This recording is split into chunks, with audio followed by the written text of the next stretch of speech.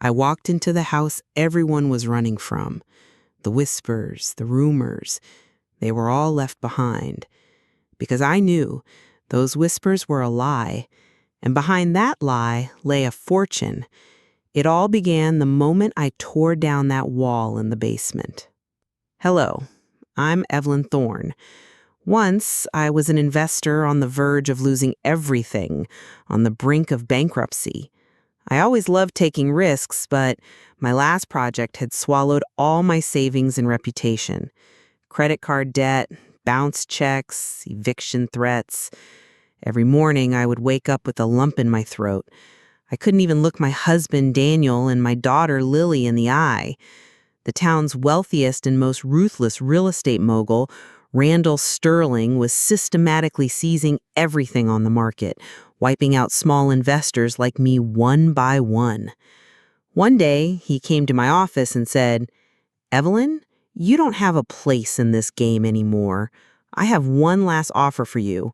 Either you sell me everything and get out of this business, or you go bankrupt with nothing left." His words felt less like a threat and more like a prophecy. I had rejected Sterling's offer, but I knew it was the end. In my desperation, while browse real estate websites, an advertisement caught my attention. A house on Blackwood Hill, the town's oldest and most abandoned area, Blackwood Manor. The price was unbelievably low. It was almost like a joke. The description said it required some renovation. To an investor, that was a fantastic opportunity. But there was one catch. Everyone in town believed this house was cursed. For decades, they would quicken their steps even just passing by it. According to the rumors, the house's first owner, a miner named Silas Blackwood, had mysteriously vanished here in the late 1800s. After that, misfortune befell everyone who lived in the house. Strange noises were heard, shadows appeared in the windows, and the house remained empty like a black hole. No contractor or investor dared to touch this house, no matter how cheap it was. This was precisely why the price had hit rock bottom. I wasn't the kind of person to believe in these rumors. I had a scientific mind. Rationally, the market value of this house was much higher. People's superstitions were my last chance, a ticket to salvation or my final grave. I called the real estate agent handling the sale, Linda Hayes. Her voice was hesitant. "Are you sure, Miss Thorne? That house? It has a reputation," she said, her voice trembling. She claimed to feel a strange aura inside the house, with cold drafts and each room whispering a different kind of pain. I laughed it off. "I'm just going to renovate it, Miss Hayes. I look at numbers, not reputations," I said. As I walked through the house, every corner seemed to confirm the rumors. Dusty, cobweb-covered rooms, rotten wood, broken glass. But my eyes were drawn to one detail. In the basement, there was a wall that looked much more solid and newer than the rest of the house. Even the surface of the wall felt strangely damp and cold, as if an entrance to somewhere had been blocked. The air around the wall felt even heavier. This, more than unsettling me, fueled my curiosity. I asked the agent, Miss Hayes, about this wall. Her face went pale. "That wall? There's nothing there. It's just a renovation error. Please don't go near it," she said with a trembling voice. There was pure terror in her eyes. Her reaction set off an alarm bell in my brain. This was where the whispers came from. This was where the real secret was. I bought the house. Despite all my debts, I found a way to borrow money for one last desperate move and transferred the deed to my name. Until that moment, I was gambling, but now I had put my last chips on the table. There was no turning back. The first day I entered the house, I went straight to the basement with a sledgehammer. I hadn't even told my husband, Daniel, what I was going to do. I didn't want him to be afraid. I stared at that massive concrete wall. That wall didn't just separate two rooms. That wall separated all the town's fears and lies, as if years of accumulated energy had gathered in that wall. I was drenched in sweat. With every swing, the wall crumbled, and the unknown behind it slowly revealed itself. Each blow of the sledgehammer felt like a blow against my debts, my desperation, and Sterling's threats. Finally, a large piece fell off. My eyes widened in disbelief. There was no new room behind the wall, just a dark tunnel. The mouth of the tunnel was covered in dust and cobwebs, but I could see what was behind it. A staircase, descending downwards. A strange metallic smell was coming from the tunnel. In that moment, I understood that the rumors had been created to hide this tunnel. This wasn't a cursed house. It was the fortress of a hidden secret. I turned on my flashlight and walked toward the stairs. It was incredibly cold inside. My heart was beating faster with every step. Where did this tunnel go? What was it used for? And what was the secret inside? A treasure or a nightmare? As I descended the stairs, I saw that the tunnel was much larger. It was a wide, rectangular corridor with walls made of natural stone. As I advanced with my flashlight, I saw dusty, old tools on the ground, a shovel, a pick. It was as if someone had abandoned this place years ago. At the end of the path, the tunnel split in two. One path went left, one path went right. I had to make a decision. Which way should I go? Should I go right or left? Or would the secret hurt my family? I thought of my husband, Daniel, and my daughter, Lily. I couldn't jeopardize their safety. I couldn't let this secret consume me. At that moment, my courage was replaced by cold logic. I didn't know what I was up against yet. I made my decision. I would protect the secret. I quickly went back and started piling up the concrete pieces, broken bricks, and debris from the wall to block the tunnel's entrance. As I was carefully placing each piece, that strange metallic smell from inside disturbed me. I opened and closed the room's door, making sure no one outside could hear me. I put down the sledgehammer and took one last look at the remaining opening, as if the tunnel was whispering to me, "Don't come back, don't come back." Just as I was about to place the final stone, something caught my attention. On one of the stones, right next to the entrance of the tunnel, there was a carved symbol, almost invisible. A circle, a star inside it, and a small arrow below it. I couldn't make sense of it. The symbol was a sign I had never seen anywhere in the town's history. This was as big a mystery as the tunnel itself. But for now, I put the symbol aside, completely sealed the entrance, and made sure no one would be able to open the wall again. The secret was locked away once more. The next morning, I woke up exhausted, but with a clear mind. My plan was set. I would protect the secret, but I would also solve it. I started by researching Silas Blackwood, the house's first owner, who was believed to be the source of the curse. Why was he hidden? And more importantly, what was he hiding? I searched for information about Silas online and in the town's digital archives. The records were scarce. It just said he was a miner who tried to establish a mine in Blackwood Hill in the late 1800s. Then he vanished. The records claim he went insane and disappeared one day. But my evidence, and that tunnel, told me this was a lie. Just as I was in the deepest part of my research, the doorbell rang. My heart felt like it would leap out of my chest. It was, as I expected, Randall Sterling. He wore that fake, unsettling smile on his face. He gestured to his briefcase. "Evelyn," he said, holding a briefcase, "I've come to visit you again. I hear you've acquired Blackwood. A bold move. But let's be honest, that house is a wreck. Don't drag your family deeper into this debt. I have one last offer for you. Double my previous offer. I'm willing to pay whatever you want for the house. My eyes glanced at the briefcase. It must have contained a sum that would instantly pay off my debts. My lips trembled. This money would save me and my family from all our troubles. I would get rid of this manor and breathe a sigh of relief. For a moment, I wanted to tell him everything, to show him the tunnel. But Miss Hayes's warning came to mind. If he finds out this land is valuable, he will corner you from every direction. I looked at Sterling's face. The greed in his eyes screamed that his offer wasn't just a kindness. He didn't believe the house was cursed. He knew there was a secret hidden in that house. Maybe someone had whispered this secret to him.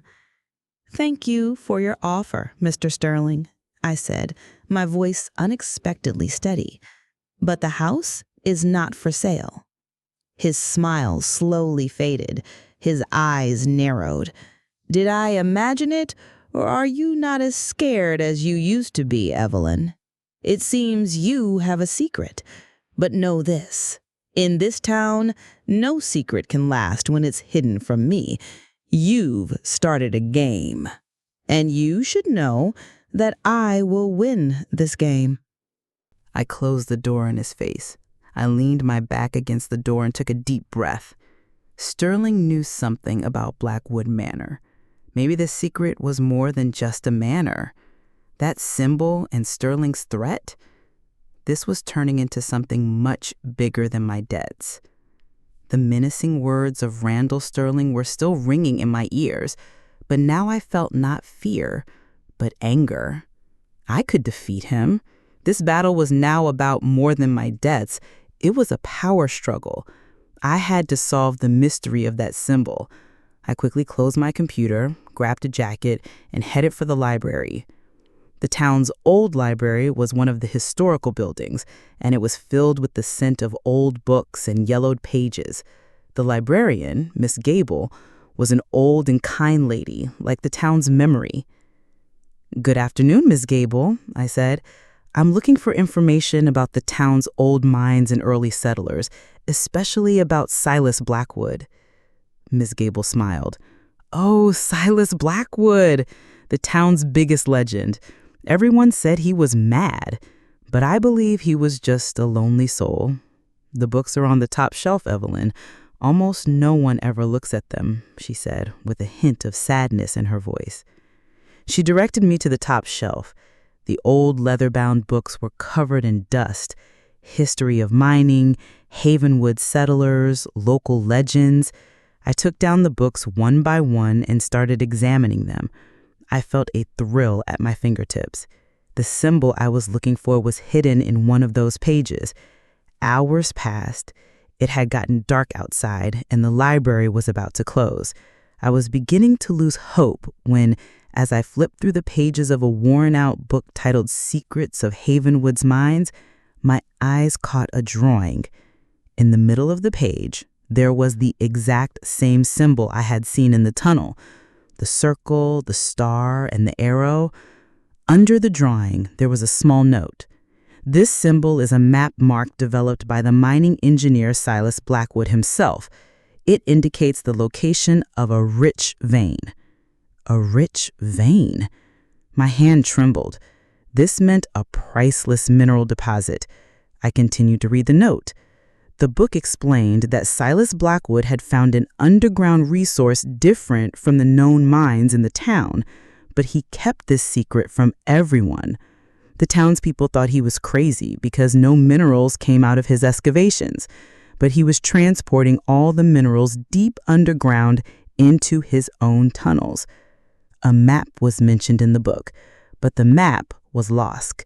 There were clues that in Silas's final days, he struggled with a mysterious company that was after this secret, and I realized that company was the Sterling Corporation. Silas's disappearance was not an accident. It was a murder. They had been after that mine for years and eventually killed him to get it. I quickly put the book back in its place. I left the library without arousing suspicion from Miss Gable. Now I was not only after a deed and a kennel, but also the secret of a murdered miner. Sterling was after the secret, a legacy from his grandfather. Maybe that's why Sterling's offer was so high. They knew the mine existed and wanted to acquire the house to find the tunnel. When I got home, I went down to the basement and looked at the wall I had sealed. Now everything was clearer. That tunnel was the gateway to a fortune, but at the same time, it was a gateway that put my life at risk. Sterling didn't just want the house, he wanted the secret inside it, and this secret could lead me to the same end that befell Silas Blackwood. I felt a cold dread as I saw Sterling's car parked outside the police station. My heart pounded. The moment I saw that car, my immediate reaction was not defiance, but fear for my family. This was a powerful emotional moment. I had to get home. I ran out of the police station and sprinted to my car. The image of the black car was seared in my mind. I drove home recklessly. I burst into the house and locked the door. Daniel was confused. I told him everything in a frantic rush. The tunnel, the book, the mine, Sterling's threat, the police's refusal to help, and the car outside the station. Daniel's face slowly turned white. You're probably cracking under pressure, Evelyn. This sounds like a movie script. Randall Sterling, he's the most powerful man in town. He said it as if talking to himself, but he saw the fear in my eyes and he knew I wasn't lying. He believed me. Look at me, Daniel, I said, holding his hands. I know it sounds crazy, but it's real. He's watching us. They didn't listen to me. That man's power extends even to the police. Daniel paused for a moment and took a deep breath. His eyes scanned every corner of the house as if he could see the danger himself. All right, he said, his voice now serious. What are we going to do? That question gave me the support I needed. At that moment, I knew I wasn't alone. I said, we have to leave immediately, without taking anything, just a few essential things, in 1 hour. We started packing our bags in a hurry. As we frantically threw our belongings into a bag, my mind was on the basement of Blackwood Manor. That wall, that tunnel. Should I really leave without knowing what was inside? All of our debts, all of our hopes were hidden in that tunnel. This wasn't just an escape. It was a surrender. A surrender for my family. And it broke my heart. Without Daniel seeing me, I quickly went to my study and threw my notebook with the symbol into my bag. I couldn't abandon this secret forever. Maybe in another place, when I was safe, I could solve this mystery. We grabbed our bags and gently woke up Lily. She didn't understand what was happening, but she could feel the tension on her parents' faces. We got in the car and Daniel turned the key.